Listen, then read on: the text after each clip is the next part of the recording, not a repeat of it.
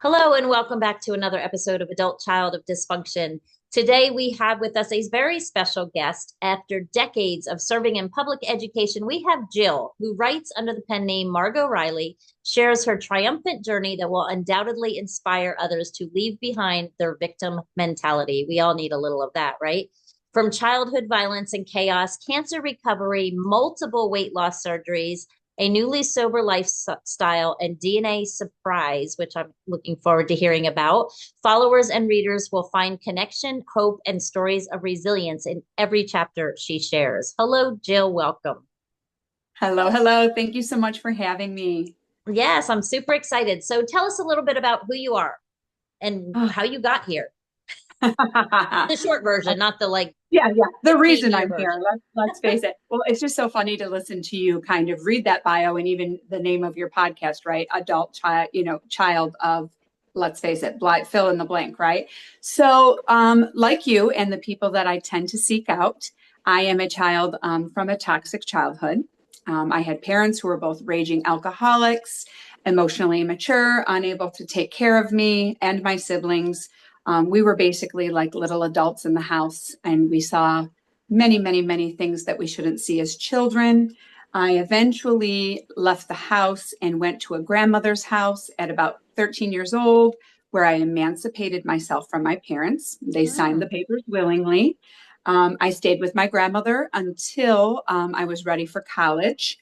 And I guess if we back up a little bit, all of the violence and toxicity that was going in my household, I'm sure you can relate to this, and your listeners most likely can too. I was an adult. I tell people I was an adult at 4 years old. At 4 years old, I was taking care of myself fully. I was absorbing everything that was going on around me. And from a very early age, I had a very strong feeling that I would not be like those people. Every time they did something, it was like I put a check on my list, like, okay, not doing that, this is not happening.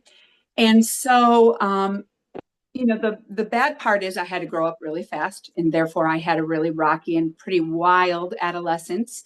However, by the time I got to college, I was ready for college, and I always knew I wanted to be a teacher. I had a couple of wonderful teachers in my life who inspired me. And so that school was my safe haven when I was a child. And I just knew that that was going to be my natural trajectory, if you will. So fast forward, into the future, I go to college, I get married, I have the babies. I'm still with my high school sweetheart, but this is all right here in my hometown where my parents still are, where all of the people involved, my family, everybody is still here. So even though I was able to exit the house and, get my life together, I had siblings that were not as successful. I had parents who were in and out of my life. As I said, I emancipated myself, but we had on and off again relationships, all throughout my adulthood.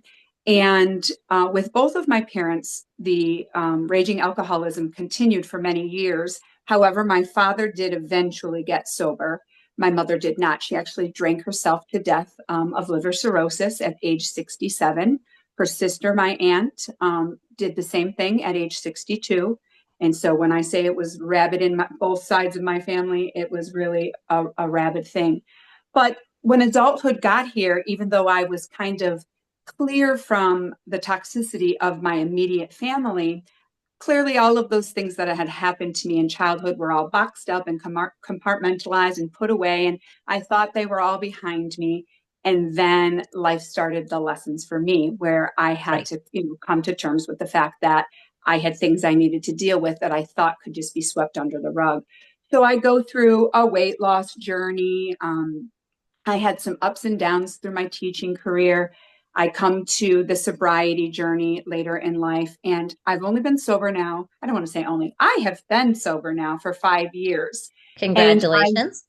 thank you. I will say that the beginning of that sobriety journey was really the beginning, the awakening, if you will, to me finally understanding that I needed to heal all of that stuff. Now, I don't want to paint the picture that I was a mess as an adult, because if you were to look at me, I had the husband, I had the kids, I was going to work, I had my teaching career, I teach in my hometown district. everything looked wonderful. Mm-hmm. But deep down inside, I was still longing for belonging, still hurting that my parents didn't want me. So I did begin formal therapy a few years ago, and it was about maybe 2 years into my sobriety and after I had written my first memoir. So I wrote my first memoir as kind of like a healing gift to myself, if you will. And I really did not, like, I knew I was writing an actual book, like, yeah, I'm going to self-publish this. But I really didn't think about other people reading it. I thought, like, maybe my kids and some of the people in my immediate family will, and they'll gain my perspective and see what it was like to be in my shoes through all of this and what my takeaways were. But once the book came out and people started reading it, I started getting so much feedback like, oh my goodness, me too. And we didn't know. And we remember this. And a friend had given me some really good advice, which was, you're going to help so many more people you're going to hurt than you're going to hurt by putting this book out there. Yep. And that's when it was like the flood of searching out, people like you. I mean, I just, COVID came, we had time to sit on computers. I tapped into every free resource I could on trauma healing and childhood, PTSD, and found all of the gurus out there, if you will, and read what I could to start my healing. So that in combination with my therapist cracked open some very needed doors. Oh, I can't even, well, I can't imagine. Because you mentioned your mother, you said drank herself to death at 67 or 62. Mm-hmm. My mom was 42 when she died of cirrhosis. So wow, she had been chronic raging alcoholic since she was probably, I want to say, in her early teens. I don't think there was ever a time. And yeah, because people are like, oh yeah, he's dying of cirrhosis and he's like 65. And I'm like, how do you drink so much that you die of it at 42? Yeah, that is scary. Wow.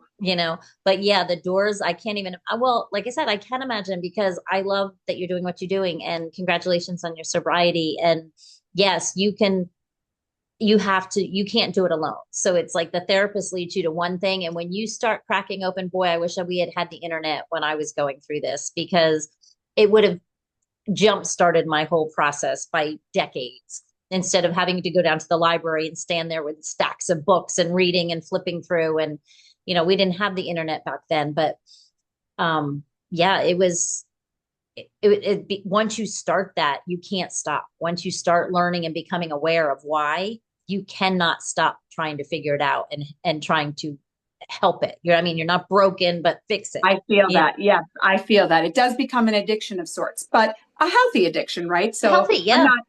I'm just, every day I wake up, I try to be a better person than I was the day before. I take ownership for my mistakes, which was, a really big theme with all the adults that were around me back then. It's like, there was never going to be an apology. There was never going to be anybody saying, we're so sorry this happened, and really it's coming to terms with being okay with yourself and accepting, this is what I've been dealt.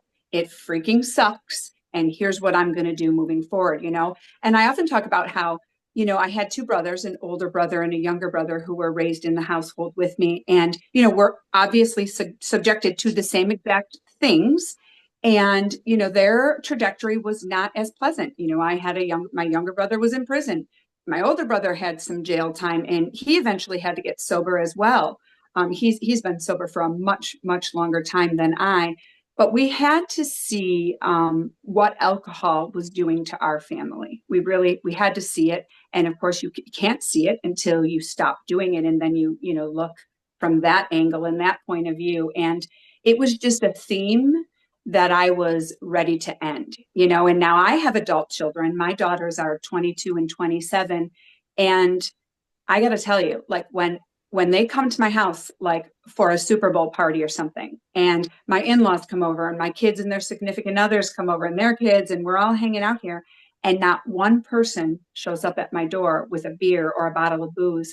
And I literally chuckle to myself thinking, my family would have kicked you out if you came to the door like that. They've been like, welcome if you don't coming in. If you're not getting tanked, don't even come here, Mm-hmm. And kind of just like giggling to myself in that, with all of the generational trauma, and there is lots of it that repeats in my family, just that one thing, that alcohol thing, that we have to have alcohol in order to enjoy each other's company and have a good time. I've cracked just that with my children. And that in and of itself makes me feel so freaking proud. Oh yeah. I can't even imagine.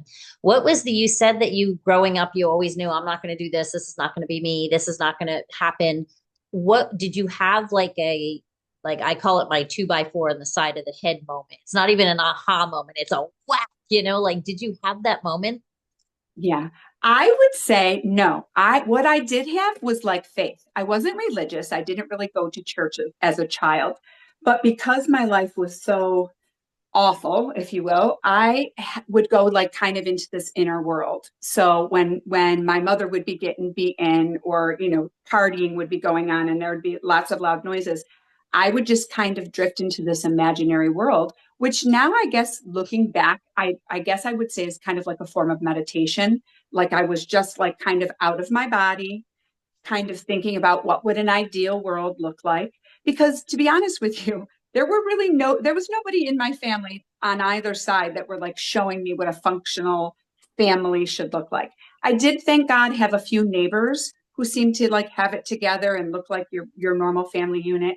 And so I would watch them and be like, oh yeah, like that's what it's supposed to be like. And, I had a little bit of a gist of it, but I would just say it wasn't really an aha moment. It was more of an innate knowing of just going within and creating this fantasy of what it was going to be like, and then growing older and bringing those ideas to life, if you will. Mm-hmm. However, I do know when I detached. I didn't know until I began doing therapy work.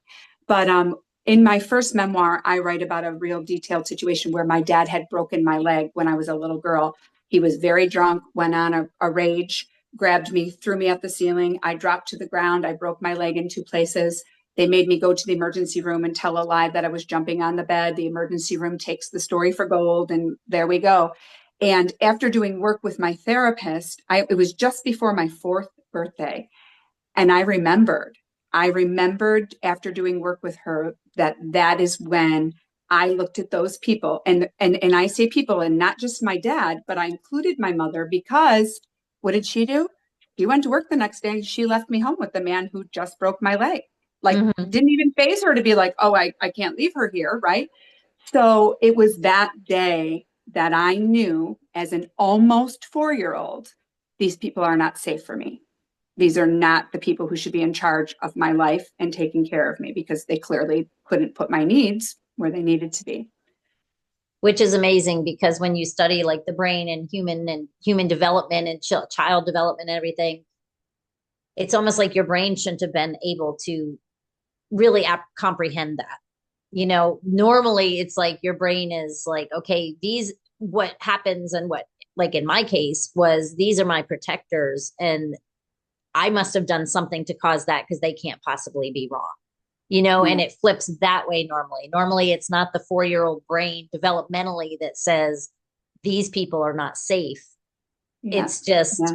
And of course, it's it the other didn't way. look that way. It didn't look that way when I was little. Like, I mean, I certainly didn't tell them to like get away from me. Right, I didn't actively do that. But I realized, like I said, through therapy, that is where the initial detachment happened. And like you said, a 4-year-old should not know that. But there had been enough incidences, if you will, prior to that for me to be able to conclude, like, okay, so you can't go to them because this is what happens when you do. So what are you going to do now? Like, what is going to be your right. alternative?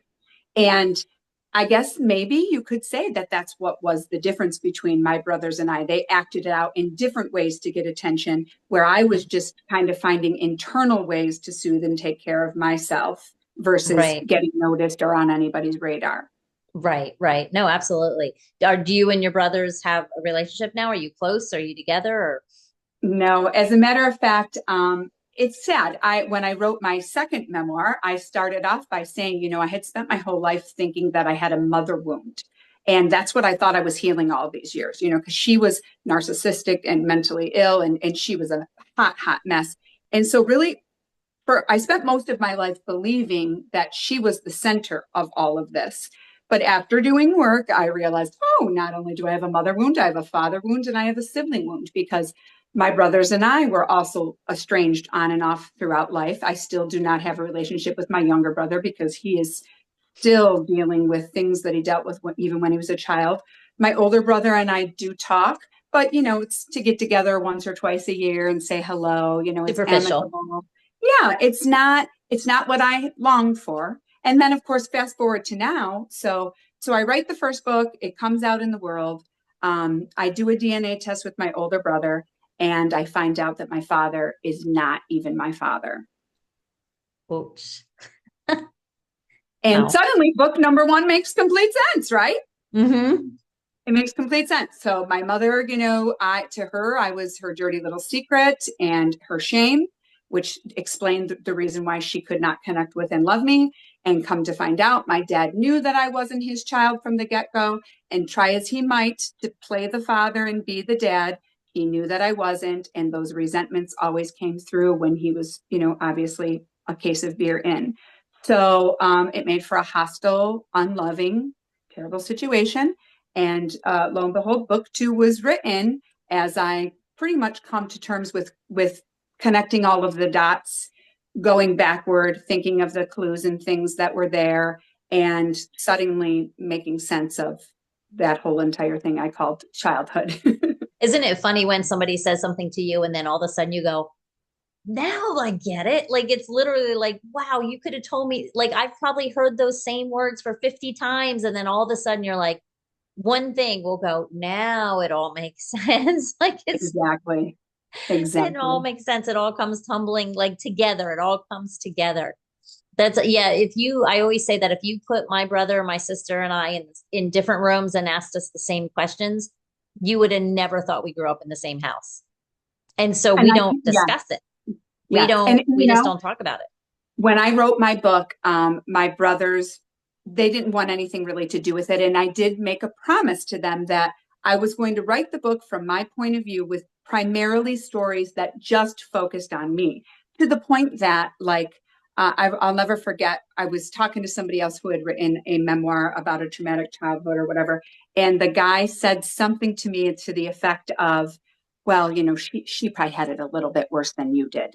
And I kind of looked at him and I smiled and I said, well, my book doesn't tell the whole story. There are plenty of things I couldn't include in there because they were not wholly my story and I didn't want to write about them. But I agree in that if you took my two brothers and you made them, took any era of our life and said, tell me a story about this, of course we would have three different perspectives. And at the time when I was a kid, like any kid, we think everybody's seeing everything just the way we are, right? And once my book came out and my older brother and I started kind of throwing back stories from it and stuff, he had said things to me like, oh my God, I didn't even remember that happened. And I Mm-hmm. like jarred his memory and I said, yeah, imagine what it would be like if you and I hung out for an entire week just reminiscing what we would actually pull up. Yeah. It is crazy. Like I think of one story where my sister and I, we talked about it one time and she remembers me going over to my mother's house when she had moved out of the house and she was drunk and my sister was 4 years younger. So I was 13, my sister was 9 and I felt the need to protect her. So I was like, come on, we're going. And my mom and I got in a big fight and my mom threw, the big old irons that were like clunky big and threw it at me, hit me in the shin bone, fractured my shin. And all my sister remembers was that I woke her up and dragged her out of the house. Like, Yeah. Oh, goodness. no, and I was the bad guy. And I was just like, so I was like, okay, we're not going to talk about this because you don't remember the broken leg. She's like, no. I was like, okay, that was a minor point, like, and Yeah. it's just so funny. So I think about things like that. But my sisters, my brother and sister are both in recovery. My brother actually, from the time he was 19, which is great.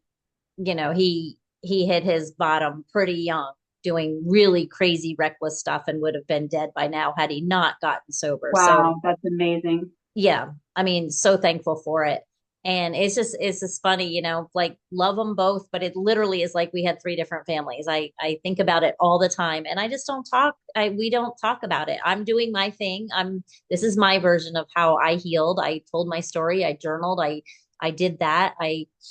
I don't, especially even with the alcoholism, I don't believe that stopping drinking was the only problem. Like you just move on to something else. So, Oh, absolutely. I have this conversation all the time too. So, I mentioned that I had multiple weight loss surgeries. So right. that's exactly what happened. I stop drinking, and then it goes right back to food addiction, and Mm-hmm. I bounce back and forth between food and booze for a very long time. And sugar, bottles of wine is same as eating a bag of chips or a box of Girl Scout cookies, right? So, and when you have an addictive personality, you have an addictive personality. So you're going to put it somewhere. You're going to get yourself caught up in something. And it's a coping mechanism. And I'm absolutely guilty of it. So yes, Yeah. like I say, I'm sober for 5 years from alcohol, and I love that.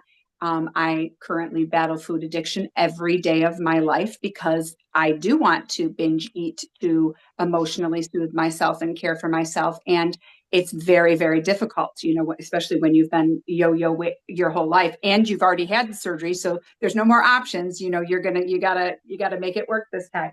And I've really done great. I mean, my surgery was like 10, 12 years ago already. And I've done a really good job like maintaining, but the battle is still there every single day, for sure. Well, and it's just it's like I told my sister because yes, went from alcohol to food, and that was exactly what happened. And I said, you need to get to the root of why you're drinking, like why you are what you are missing inside that is causing you to pull for something for that dopamine hit. Mm-hmm. If you gotta like that is, and then that was kind of where the conversation stopped. So I was like, okay, I'm done here. Yeah. And we both know everybody has to be ready. Everybody Yes, has to be ready. And not everybody who consumes alcohol has a problem. Like right, my husband absolutely. still drinks. We have booze in my house. When I quit, I did not go and empty all of my cupboards because I was like, nope, I need to be able to be around this. Not everybody does it that way. But for Mm-mm. me, I was like, no, I know I'm going to have it in my life. I know it's going to be around me. I don't want to tell my husband he can't have it because I can't control myself. My epiphany for that was I just realized I didn't want to be like my mother. And I noticed my drinking trajectory was just getting worse and worse as the days and years were going by. One glass of wine once a week turned into 2 bottles a night, on a school night. And I'm like, okay, this is way out of control. Finally, Right. my rock bottom and did that. But like you said, the journaling. So when I got sober, that's when I started writing. Clearly I was not going to have the downloads I needed to write a book and tell my story until I got clear headed. So Right. sobriety was a big part of that equation. But I also started doing things such as journaling and meditating. And these were things I had never considered before in my life. I've always loved writing and stuff like that, but I never gave myself the time of day to do that type of thing. And then I sat down and got started. And, I recommend healing through writing to anybody because even if you're not going to publish it, I tell everybody that I can that look at when I was writing, it was like I was not even the one writing. I would Mm. read stuff on the paper and be like, holy shit, did I just write that? My Yep. both of my books were pretty much written that same way because, once you start tapping into your inner wisdom and your soul, if you will, you get the answers, you get the feedback, you get the conversation that you need to be having. And so I tell everybody who will listen, look, you have to write a book, but go journal. And yes, it'll suck. Yes, it feels awkward at first. Yes, Mm-hmm. you'll think to yourself, why am I even bothering to do this? But if you stick to it, you're going to get some answers to some questions on that paper. Maybe you don't want to see what's there, but it needs to be there. And it's absolutely amazing because people are like, well, I don't know where to start. And I'm like, just start by sitting down in a quiet room and writing, how am I doing today? And literally just word vomit. Like, don't worry about sentences and commas and explanations, just write. And then when I did the inner child, have you ever done inner child work? I have, yes. I did many years of that. And when I did that, the lady that was leading the group said to me, try writing with your non-dominant hand. And she said to me, because it crosses over and brings your information from your right side of your brain and left side of your brain and everything. So I did it. So I would write a letter to my younger self, and then I would write it back with my non-dominant hand. And it was amazing what I found out after doing that and Wow. I had a different take on it. I thought that I was saying things that I didn't even know I was saying because I was so focused on writing the letters that I took my ego out of it. I wasn't trying to pretend what I thought I wanted to hear back to myself. So Yeah, it was yeah. like you said, you were writing from your true self. And I would read it afterwards. And of course, it was god awful sloppy, but I'd be like, wow, like I don't even remember that. Or it was, wow, it was so It's profound. Yeah, It it's was profound. profound. And there were times where I would write and I would be like, one of the journal prompts I would pull up on the internet, what's a journal prompt? And it would say like, tell about a time that this happened. And so I would write a letter to my mother and then I would be like, nope, nope, nope. We're going to burn that one and we're going to flush it Mhm. down the toilet. We're going to watch it go down. And there were so many like just symbolic things and just so many profound experiences with it. And you don't have to, I mean, you can write letters all day long and not give them to people. And even Yeah. that's a way to deal with forgiveness and anger and resentment. Absolutely. And I think, people don't realize the power and the value in, like you said, just writing it. If you're going to burn it, trash it, whatever, let it go. Mm-hmm. It's all about excavation, right? You're just getting it out of you and into a different vessel so that it doesn't have to stay inside of you. And that's Yep. how I felt when I wrote the books. I knew they were my perspective. I made sure to proclaim that when I was writing them, and also just saying, I ask for your respect in that these are my perspectives. This is how I perceived what happened to me throughout my life. Yep. Absolutely. Absolutely. And you put, like you said, you put 5 different people in 5 different rooms, ask them about the same scenario. It's 5 different stories. And yeah, people do need to respect that because it was your perspective and your perspective is your reality. I mean, Correct. regardless, regardless. Wow. So you're writing, you're journaling, you're podcasting, you're still teaching, you're doing I all the am. stuff. I'm still a teacher by day. I've got about 3 or 4 more years left before I can start considering retirement, but I do hope to step into life coaching or something, public speaking, regarding these many topics that I'm comfortable in talking about. I mean, I said to, my husband and anybody else who will listen, you don't just get stories in all of these different things that I have and sit on them. Clearly, I'm meant to discuss them. I like to heal out loud. I know it's not for everybody. And if it's not for you, so be it. But I love finding the community of people like you and others who are also healing out loud. There's power in connection. I mean, you name it, whether it was my cancer journey, my sobriety journey, or my weight loss journey, any journey I'm on, I go to social media, I find the groups, I might join a container, join a club, whatever. And when you connect with those people who get it and fully understand where you're coming from, it is way different than talking to your best friend or your neighbor or even your spouse. Yeah. My spouse is very empathetic, and I know that he feels awful for many of these things that have happened to me, but he can't truly understand them because they did not happen to him. He has a loving mother and father who have taken care of him his whole entire life. He will Mm-hmm. never understand the depths of belonging and longing that I need, that he and nobody else can give that to me, because it's only me that can, and I'm on this forever journey of that. Oh, yeah. And you made a couple of very good points for the listeners out there that are listening. One is you can't do it alone. You cannot do it alone. You need to have some kind of group, somebody that understands. And especially when you're picking a therapist or a coach or a group, it is so important that people understand. I remember I was talking on the phone when I just first started coaching, and I was talking to a lady. It was like a free consultation kind of thing, like a free discovery call. And I remember her saying to me, Tammy, I went to therapy for 11 years, paid that woman $110 a week. And literally in 18 minutes, you just told me more about why I am the way I am and a couple things I could do to change it than she did in 11 years. And I just was like, because I was you. I was you. And I went through all of it. I get it. I know why people do what they do when they've been abandoned and neglected and abused and berated and made to feel puny. I'm like, I know what it does in the long run. And then I was talking to a woman today who has been coaching for about 2 years. And I said, well, how are you doing? And she said, well, financially, and I'm not. And I said, well, you want to come on my podcast? And she said to me, oh, I'm not ready to tell my story yet. And I said, well, then that's why you're not doing well financially as a coach. I said, your clients need to understand that you understand. You don't have to share your darkest, deepest details with them, but they have to know you understand and that they're not alone. You've been there. Yeah. Being vulnerable is the key. Yeah. Mm-hmm. Yeah. Mm-hmm. Absolutely. And, for the people, again, I gear everything towards the people out there listening that are sitting there going, oh, I want to tell my story, but I just can't. The comment that you made was so profound that you are going to hurt way less people. You're going to help way more people than you're going to hurt by telling this story. And that is so true. And I even look at it that I put off what I wanted to do for years and years and years because both of my parents were alcoholics. My mother was the abusive, narcissistic, horrible, just did horrible things. My father was just unfortunately wrapped up in his own demons and couldn't be there for me. But while he was alive, I would have never told my story.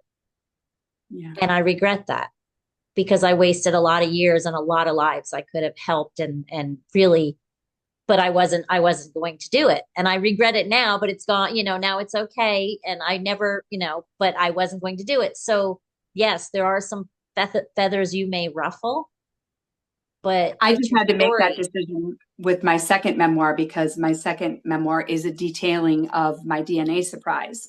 And I spent 2.5 years writing it as I was actually going through it, like reaching out to my bio family, the correspondence back and forth. And Mm, it was very raw and very real time. And then when I got to be about 2.5 years in and the book was like coming to its natural ending, I had to keep walking away from the project and I couldn't end it. And I worked on that with my therapist. And we came to the conclusion that I was too afraid to write the ending because I still didn't have an ending, right? And I right. was afraid that if I said, well, my biological family, I didn't really connect with them, I don't have a relationship. I was afraid if I put that out there, then I was choosing the ending and that's the way it was going to be. And I was so afraid to put it in print.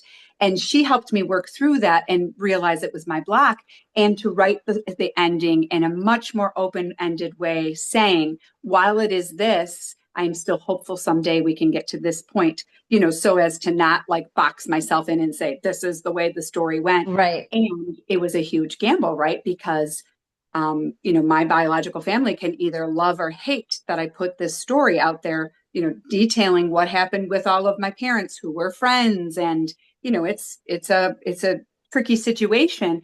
And I just kept remembering what you just said, like, I'm writing this book for the DNA surprise community that I belong to.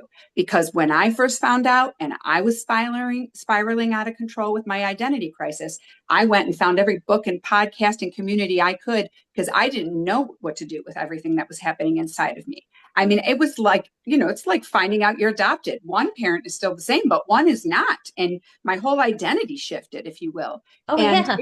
it was awful. And so I just had to remember, like, okay, well, this is my perspective of what it was like to live through a DNA surprise. I'm Mhm. putting this out there to help other people navigating it. And some people may not like it, but I'm going to do it anyway. Wow. I'm kind of giggling in my head because I'm picturing the DNA, what's that, Maury Povich or whatever. They go on Oh, there. Who's the baby daddy? you're not the father. You are not the. Yeah. Sorry. Yeah, I just saw But a meme today and it said something like, okay, when I tell you about my family, do you want the Disney version or the Jerry Springer version? And it's yeah, like, yeah. Which version do you? I joked to my friend and I was like, well, I don't really have a Disney version. Mine's 99% Jerry Springer. Yeah, your Disney version was when you were younger in that fantasy world, stepping outside. That's your Disney It version. was make believe. Yeah. Yeah. Oh, that's Oh, funny. That's funny. So can you tell the listeners, okay, so you've gone through all this and how do you keep yourself so hopeful and so positive through all of this? it has been a lot of work in forgiveness and acceptance. Every time I come, because I do, like I even wrote the book, the chapters in my latest memoir are up and down and all around because I specifically wanted to show that you're never going to be healed with a D at the end. You will always be healing. It doesn't get better, it gets different. And so, just constantly working on that forgiveness and acceptance piece to all of the players in my story. But it really all just comes back to those practices, right? So when I got sober, I started doing a morning power hour routine of, journaling and meditation. Those things are still in my life now, setting better boundaries, deciding who gets to be in my life, and understanding just because somebody is family does not mean I have to open my door or answer my telephone to them. Having to get really, really clear about who is getting my energy and who is not getting my energy. Hmm.